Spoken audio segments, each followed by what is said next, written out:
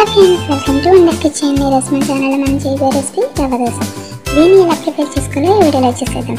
ముందుగా ఒక బౌల్ని తీసుకుని 1 కప్పు వరకు బొంబాయి రవ్వ, 1 కప్పు వరిపిండి, 1/2 కప్పు మైదా, 1/2 కప్పు పెరుగు వేసి, అలాగే రుచికి తగినంత ఉప్పు, సన్నగా తరిగి పెట్టిన పచ్చిమిర్చి, సన్నగా తరిగిన అల్లం, కొంచెం కొత్తిమీర, కొద్దిగా కరివేపాకు, సన్నగా తరిగి పెట్టిన ఉల్లిపాయ ముక్కలు, కొంచెం జీలకర్ర, 2 కప్పుల వాటర్ వేసి బాగా మిక్స్ చేసుకోవాలి.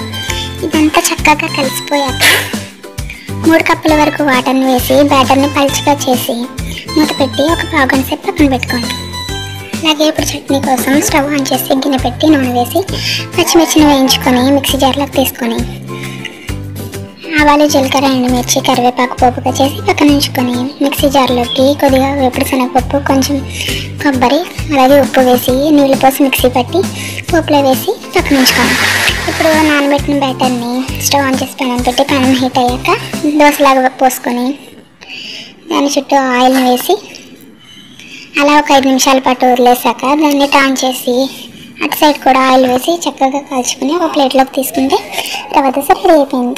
ఈ చట్నీతో సూపర్ ఉంటుంది. ఇలా కాకుండా పల్లీ చట్నీ అయినా కూడా చాలా బాగుంటుంది. ఒకసారి ట్రై చేసి ఎలా కుదిరిందో మాతో కామెంట్లో షేర్ చేసుకోండి.